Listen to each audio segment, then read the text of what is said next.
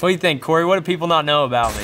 I'm Trevor Bayne, and I drive race cars. Trevor Bayne, at age 20, he's gonna win the Daytona 500. I've been racing 42 weekends out of the year since I was 5 years old. That was my first big NASCAR race that I won, and it just happened to be the Daytona 500. I keep thinking I'm dreaming, I really do. Man, we said a prayer before, and you know, we pray a lot and we expect a lot of things, but this just shows how powerful God is. I grew up in a Christian home. We were kind of the ones, I don't know if you want to call us lukewarm or what you wanted to call us, but we just kind of went through the motions, went to church.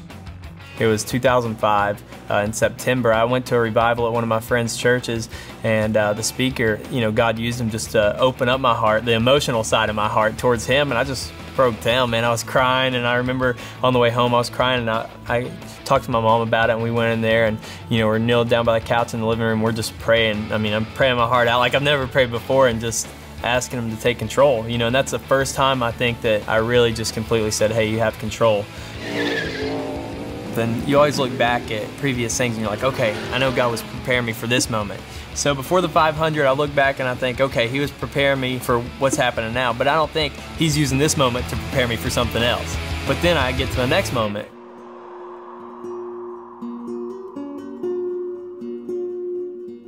I woke up on a Tuesday morning and can't see it. I have double vision looking at the sprinkler above my bed, and there's just two of everything, you know? I don't know what's going on. I try to go back to sleep and sleep it off, and I wake up and it's still there. And so I go to the hospital. They tell me, I don't know how fast you're gonna get better. I went from the very top, from winning the biggest race of the year, to the very bottom, being out for 5 weeks because I was sick. I was really intentional about seeing what he was doing through it all. So I think that was a great thing.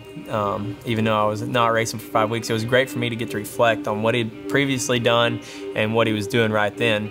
And so then I look back and I see the Daytona 500, which I thought was the last moment when it was happening. But now I'm sick, and I see that he was just preparing me and getting people around me and getting people excited and showing the race team that I can do it, that I can be a successful race car driver, because he already knew I was going to be sick. So he rallied the troops, you know, during the Daytona 500. He got them behind me.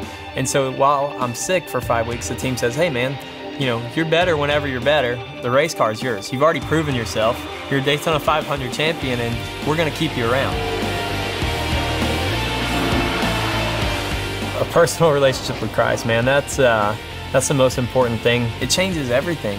It changes it from having to, and you have to do this and you need to do that, to you want to, and you desire that. You know, he starts molding you and changing your desires to be like his, and all of a sudden it's not work. You know, it's, you enjoy it, you love it, and he becomes your desire, and that's just a transformation from lukewarm to being on fire.